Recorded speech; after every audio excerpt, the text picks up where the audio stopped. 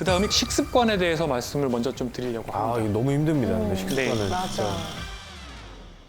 앞서 이제 청년과 중년들이 서로가 운동법을 뒤바꿔서 하고 있는 것 같다라고 말씀을 좀 드렸습니다. 먹는 것도 마찬가지로 이제 세대 간에 뒤바뀌어서 건강하지 못한 식습관을 지키는 경우가 좀 있습니다.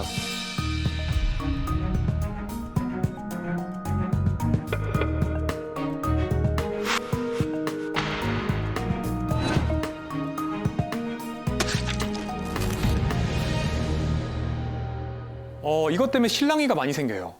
소식, 간헐적 단식, 일일 일식. 다 해봤어요. 수호 씨 다 해봤죠? 다 해봤어요. 지금 지민 씨도 해보지 않았습니까? 저는 그냥 다 소식해요.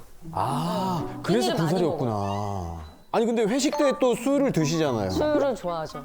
근데 건너편에 박나래 씨, 허한나 씨 뭐 이렇게 앉아 있잖아요. 걔네는 제가 남긴 거 다 쪼먹었고. 아, 그렇게 됐군요. 작은 거인이 됐군요. 이런 식습관들은 물론 건강에 도움이 될 수 있습니다. 아, 그래요? 네. 2030, 조금 더 넓혀서는 한 4050. 어느 정도 몸에 에너지가 충분한 분들한테는 굉장히 도움이 될 수 있습니다. 제 병원을 찾아오셨던 50대 A씨가 있습니다. 비교적 이제 사업도 성공하신 분이고 또 자기 관리를 철저하게 정말 잘하시는 걸 또 장점으로 내세우는 분이죠. 그분의 식단입니까? 네, 그분의 식단입니다. 좋아 보이죠? 별 문제 없어 보이죠?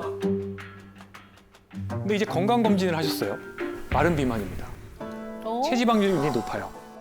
거기다가 골다공증이 나왔고 당뇨병 전 단계에다가 고지혈증, 지방간. 다들 웅성웅성 하시는데요. 네. 식단 나오자마자. 총 열량을 계산을 해봤거든요. 그랬더니 기초대사량 정도를 드시고 있는 거예요. 어떻게 보면 약간의 기아 상태를 만들고 있는 상황이었고요, 우선. PT도 하시고 걷기도 하시고 그런데도 이제 또 대사증후군이 생기니까 너무너무 억울해 하셨는데요. 그러니까요. 하나하나 따지고 보면 왜 A씨가 만성질환이 생기고 또 마른 비만이 생겼는지 좀 알 수가 있습니다. 일단 바나나, 단순당이 많이 들어있어요. 네, 탄수화물이죠. 요거트에도 들어있습니다. 그리고 정제 곡물이죠, 시리얼. 아침에 혈당이 스파이크가 생기는 겁니다. 그러면은 그 스파이크가 생긴 다음에 점심 때는 식욕이 많아지죠. 아침에 혈당 스파이크를 경험한 사람은 점심 때 더 잘 생기거든요, 혈당 스파이크가. 그때 외식을 주로 하세요. 이 외식에는 또 액상과당이나 설탕이 많이 또 양념으로 들어갑니다. 네. 그래서 점심 이후에도 혈당 스파이크가 또 생깁니다. 아이고. 그 두 번의 스파이크 때 생겼던 과량의 탄수화물은 대부분 다 복부지방으로 즉각적으로 또는 지방간으로 즉각적으로 저장이 되고 있던 거죠. 저녁에는 탄수화물을 피하시려고 고기 위주의 식사를 하시는 것까지는 저는 좋은데 붉은 고기는 사실은 가지사슬 아미노산이라는 게 많이 들어있고 이런 것들이 또 인슐린 저항성을 높입니다. 거기다가 고위험 음주를 하시면 또 만성염증이 생기고 인슐린 저항성이 악화됩니다. 네, 그리고 술 드시면 배고프거든요. 그래서 자기 전에 과일을 드시는데 이 과일도 역시 탄수화물이라서 다시 또 체지방으로 쌓이는 거죠. 결론적으로 이제 A씨는 굉장히 밖에서 봤을 때는 우아한 겉모습을 가지고 계시지만 이제 지방이 배와 간에 쌓이고 또 근육은 빠지는 몸으로 이제 본인의 식단을 이제 만들고 가시는 거죠. 자, 그래서 일단 저는 설득을 해서 안 됩니다. 골다공증 약 드셔야 되고요. 당뇨약도 드시는 게 좋겠습니다. 라고 말씀을 드리고 동시에 이제 식단을 손을 봤습니다. 아침에는 일단 채소 위주 그리고 좀 당분이 없는 단백질 위주의 식사로 구성을 하고요. 저녁에는 자기 전에 드시는 과일을 좀 끊자고 말씀을 드렸고요. 또 붉은 고기를 좀 줄이고 그 자리에 이제 건강한 단백질을 넣었고요. 음주량은 한 번에 최대 와인 2잔 정도로 줄여보자고 약속을 했습니다. 점심은 외식 계속 하십니까? 네, 그래도 점심은 어쩔 수 없을 건데요. 근데 사실은 제가 처방한 당뇨약이 탄수화물의 흡수 속도를 굉장히 느리게 만드는 약이어서 혈당 스파이크를 제어를 할 수 있게 되었죠. 또 정작 이제 놓치고 있던 게 열량을 제한을 하셨는데 열량 자체는 좀 더 늘리셔야 됩니다라고 말씀을 드렸습니다. 근데 여기서 이제 나오는 질문이 있죠. 열량을 더 늘리면 어떡하냐?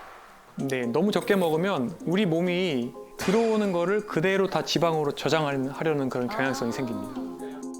그래서 설득을 해드렸죠. 오히려 지금은 기아 상태이기 때문에 들어오는 에너지가 다 지방으로 들어갑니다. 이거가 풀려야 됩니다. 이게 풀려야 지방을 태울 수가 있습니다. 설명을 드렸죠. 3개월 뒤에 어떻게 되었냐? 지방은 500g 빠졌습니다. 오히려 근육은 늘어났고요. 오. 6개월 뒤에 혈당 범위도 정상으로 회복이 됐습니다. 우와. 네, 점점 이제 당뇨약도 줄여나갈 수 있게 되는 거죠. 체성분이 바뀌고 몸의 대사적인 특성이 바뀌게 되면서요. 그래서 저는 일단은 60이 넘으시면 웬만하면 고도 비만이 아니고는 살을 빼지 말라고 말씀을 드립니다. 지방도 굉장히 중요한 대사 기관이에요. 지방이 없으면은 인슐린 저항성이 굉장히 심해집니다. 그래서 저는 이분들에게는 단순당이나 정제곡물을 오히려 저는 많이 드실 거를 교육을 하고 있습니다. 이런 것들이라도 드셔서 지방과 근육을 늘리셔야지 결국에는 일상생활 삶의 질도 좋아지고 오히려 질병도 개선된다라고 말씀드린 극단적인 경우도 있는 거죠. 또 어르신들께서 하시는 행동 중에서 무조건적인 영양제 맹신만큼이나 위험한 행동이 있습니다. 이 병원 저 병원 마치 쇼핑을 하는 것처럼 이 닥터 쇼핑 하시는 분들 굉장히 많습니다. 아이고. 네, 아, 저게 한 이 사람. 사진 안에 있는 게 이렇게 한 분의 약입니다. 딱 보기에도 약이 정말 많죠. 네. 근데 이렇게 약을 쌓아놓고 드시는 분들이 정말 많습니다. 아, 맞아. 77세 CC가 그런 케이스였습니다. 고혈압, 고지혈증 약을 드시기는 했지만 텃밭도 가꾸시고 또 교회로 나가시면서 일상에 불편함 없이 지내고 계셨는데 남편께서 뇌경색으로 입원하게 되면서 스트레스를 많이 받았고 특히 자정 전후로 화장실을 너무 자주 가서 방광약을 2가지 드시기 시작했어요. 방광약을 드시면서 변비가 생기고 또 소화가 안 됩니다. 식사를 점점 못하게 되시는 부작용이 생기면서 기운이 없어지고 그러다 보니까 저녁에 잠은 안 오고 또 잠을 못 자니까 다른 의사 선생님을 찾아가서 수면제를 처방받습니다. 아휴. 점점 낮에 꾸벅꾸벅 조는 시간이 늘어나요. 점점 집중력과 기억력이 떨어지고 가족들이 눈치를 챘어요. 치매 검사를 받아보니까 어머. 경도인지 장애입니다. 이렇게 진단을 또 받으시고 전문 치매 약물을 처방받습니다. 이 치매약을 드시고 나서부터는 식욕이 또 떨어지고 또 소화제와 식욕 촉진제를 처방받고요. 아, 이렇게 하다 보니까 정말 큰일이 나겠다 싶어서 위내시경, 대장내시경, 복부 초음파, 심장 초음파 여러 검사를 받습니다. 검사에 나오는 건 없어요. 하지만 어르신께서는 휠체어에 실려 오신 모습으로 저랑 만나게 되셨습니다. 아이고. 자, 방광약에서 시작을 해서 수면제, 치매약, 소화제, 식욕 촉진제 이런 증상들 가라앉히고 환자분들 편안하게 만들어드린 약들은 대부분 사람의 기운을 빠지게 만드는 약들이에요. 약의 부작용을 약으로 막다 보니까 결국에는 기운이 다 빠진 거죠. 처음 처방받은 방광약에는 인지 기능을 약간 떨어뜨리는 그런 물질이 들어가 있었습니다. 그 이후에 처방받은 치매약의 부작용은 안타깝게도 방광의 예민성을 또 끌어올립니다. 거꾸로 되는 거죠.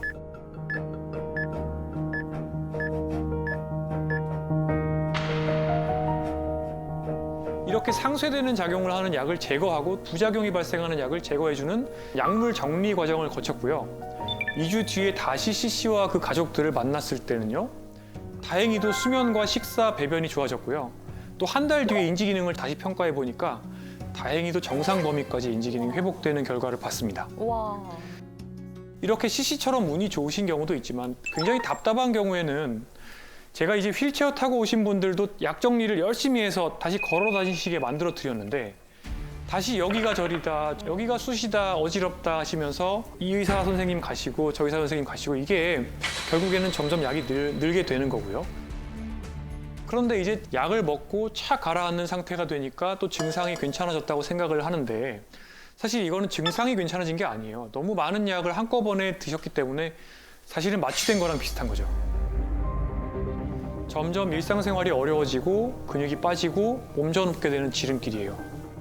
자, 그래서 제가 어르신분들께 말씀을 드리고 싶은 거는 뭐냐면 어느 정도는 이 증상을 견디시고 또 받아들이실 필요가 있고 이렇게 살면서 우리가 경험하는 모든 증상들을 약으로 깨끗이 다 없앨 수는 없거든요. 무조건 이 증상에는 이 약, 이렇게 증상을 누르려고 하지 말고 기본적인 생활 습관 개선을 먼저 고려해 보는 걸 추천드리고 싶어요. 예를 들어서 야간요, 밤에 소변 자주 보러 가시는 분들 브릿지 운동 같은 것들 열심히 하시고 케겔 운동 하시고 이런 것들 하시다 보면 좋아지는 경우 많이 있거든요. 그런데 약만 들다 보면 그 약의 부작용이 약을 또 부르고 이렇게 되는 거죠.